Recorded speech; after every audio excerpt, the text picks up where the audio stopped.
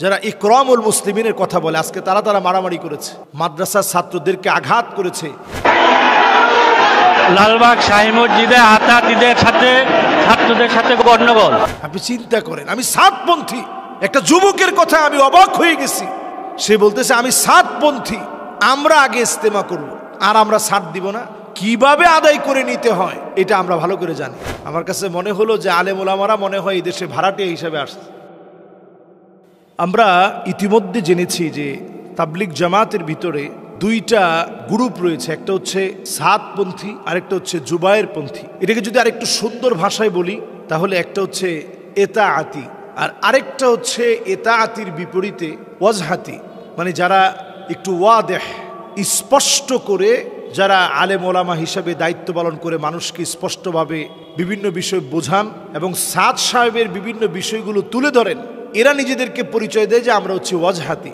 তো ওয়াজহাতি আর হচ্ছে এতাআতি, এই দুইটা গ্রুপ এখন বাংলাদেশে খুব দেখা যাচ্ছে যে এগুলা নিয়ে কথা হচ্ছে। আমি এইগুলা নিয়ে খুব একটা কথা কখনো বলিনি, যেহেতু প্রশ্ন চলে আসছে এবং বলাটা উচিত বলে মনে করছি। তাবলিগের যে বড় কাজ, বড় খিদমা, এই খিদমতকে ছোট করে দেখার কোনো সুযোগ নেই। আপনি একজন মানুষকে কালেমার দাওয়াত দিবেন, নামাজের দাওয়াত দিবেন, একজন মানুষকে আপনি তালিমের দাওয়াত দিবেন, একজন মানুষকে আপনি জিকিরের দাওয়াত দিবেন, একজন মানুষকে আপনি ইকরামুল মুসলিমিনের কথা বলবেন, একজন মানুষকে আপনি সহি নিয়তের কথা বলবেন। খুবই সুন্দর, খুবই সুন্দর বিষয়। এই বিষয়গুলো একটাও ইসলামের সাথে সাংঘর্ষিক না, কিন্তু যেই মানুষগুলো ইকরামুল মুসলিমিনের কথা বলবে সেই মানুষের ভিতরে যদি ফাটল ধরে যায়, এটা আমাদের জন্য একটা লজ্জাজনক বিষয় এবং দুঃখজনক বিষয়। এক প্লেটে যারা খাবার খায়, রাসূলুল্লাহ সাল্লাল্লাহু আলাইহি সাল্লামের এরকম অনন্য সুন্নাহকে যারা জীবন্ত, রসুলের সুন্নাহকে জীবিত রাখার চেষ্টা করে। রাসূলুল্লাহ সাল্লাল্লাহু আলাইহি সাল্লাম কিন্তু প্রায় সময় খানা খেতে বসলে একসাথে খানা খেতেন, সাহাবায়ে কেরামদেরকে নিয়ে খানা খেতেন, আম্মা জানদেরকে একত্রে বসিয়ে নবীজি একসাথে খানা খেতেন। সাতাতান, আলাদা আলাদাও খেয়েছেন, হাদিসের মধ্যে আসছে, কিন্তু একসঙ্গে জামআন, অধিকাংশ সময় নবীজি একসাথে খানা খেতেন। আরবের ভিতরে দেখবেন সুফরা একটা দিয়ে একসাথে কিন্তু খানা খাওয়ার প্রচলন এখনো আছে।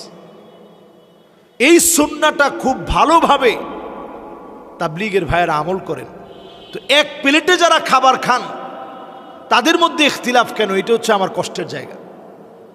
এবং পরিচয় দিতে গিয়ে নিজেকে এতাআতি পরিচয় দেওয়া, আপনি চিন্তা করেন, আমি সাতপন্থী, একটা যুবকের কথা আমি অবাক হয়ে গেছি। সে বলতেছে আমি সাতপন্থী, আমরা আগে ইস্তেমা করব, আর আমরা সাত দিব না। কিভাবে আদায় করে নিতে হয় এটা আমরা ভালো করে জানি। আমার কাছে মনে হলো যে আলেম ওলামারা মনে হয় এই দেশে ভাড়াটিয়া হিসাবে আসছে।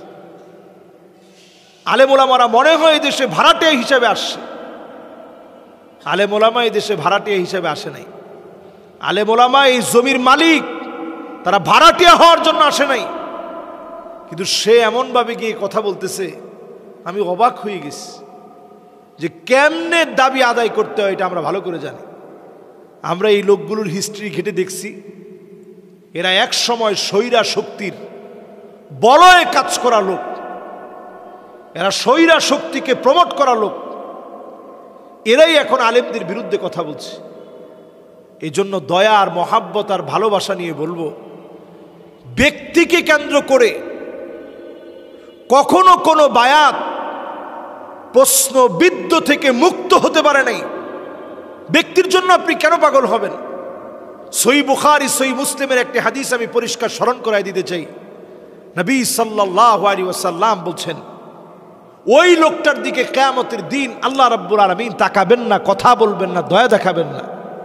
লা ইউকাল্লিমুহুমুল্লাহ ওয়া লা ইউযাক্কিহিম ওয়া লা ইয়ানজুরু ইলাইহিম। ওই লোকের দিকে আল্লাহ কথা বলবেন না, দয়া দেখাবেন না, মায়া দেখাবেন না। কোন লোক?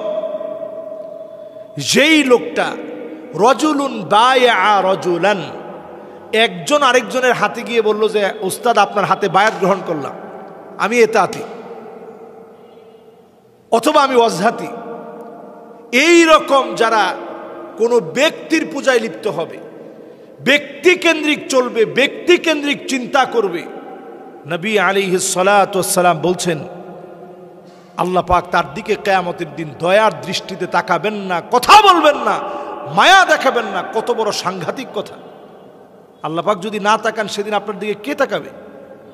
রাসূল এরপরই হাদিসের মধ্যে বলছেন, প্রথমে গিয়ে বলবে ভাই আমি ইতাআতি, সাদ সাহেব যা করুক চোখ বন্ধ করে এটা মেনে নিতে হবে। এটা আসলে কোনো ইসলামপন্থীদের আচরণ হতে পারে না। ব্যক্তির ভুল হতে পারে, শত শত ভুল ব্যক্তির হতে পারে, কথার ভিতরে ভুল হতে পারে, আচরণে ভুল হতে পারে, তার বিশ্বাসে ভুল হতে পারে, সব ক্ষেত্রে ভুল হতে পারে। এই ভুল হওয়ার পরে এই জন্যই ইহতিসাবের প্রয়োজন। ওই ভুল শুধরে দেওয়ার জন্য আত্মসমালোচনা রাখতে হবে। এটা অনেকের মধ্যেই নাই।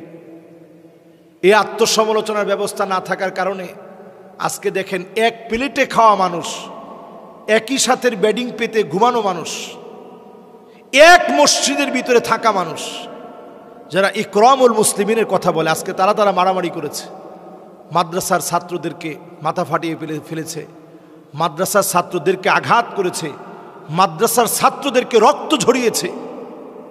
প্রিয় ভাইয়েরা আমার, এরপরে যদি আমি আপনাদেরকে নবী সাল্লাল্লাহু আলাইহি ওয়াসাল্লামের হাদিসের বাকি অংশটুকুন বলি, রাসূল বলছেন ওয়া ইল্লা লাম ইয়াফিলাহু, শুধু যদি তার পদ পদবি দেওয়া না হয় বাস সে আর ছায়া দেখতে পারে না। এখন কিন্তু সেই সময়টা চলতেছে। দেখবেন কি সুন্দর পাগড়ি পরে গিয়ে আলেমদের বিরোধিতা করতেছে, অথচ আলেমদের ব্যাপারে নবী সাল্লাল্লাহু আলাইহি সাল্লাম বলছেন মানসুরিন আলাল হক, হকের ব্যাপারে আলেমদেরকে আল্লাহ রাব্বুল আলামিন সাহায্য করবে এবং একদল লোক আলেম হিসাবে তারা বিজয়ী হবে।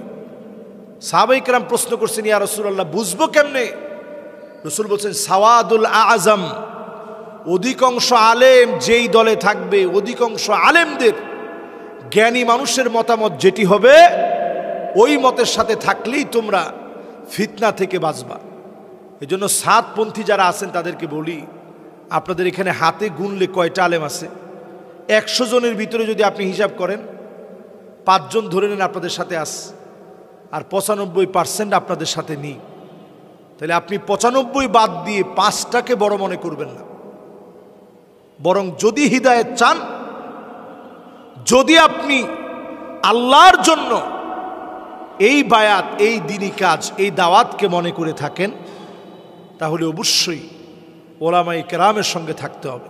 আল্লাহ তাআলা আমাদেরকে তৌফিক দান করুক, বুঝে আমল করার তৌফিক আল্লাহ রাব্বুল আলামিন আমাদেরকে দান করুক। আসসালামু আলাইকুম ওয়া রাহমাতুল্লাহি ওয়া বারাকাতুহু।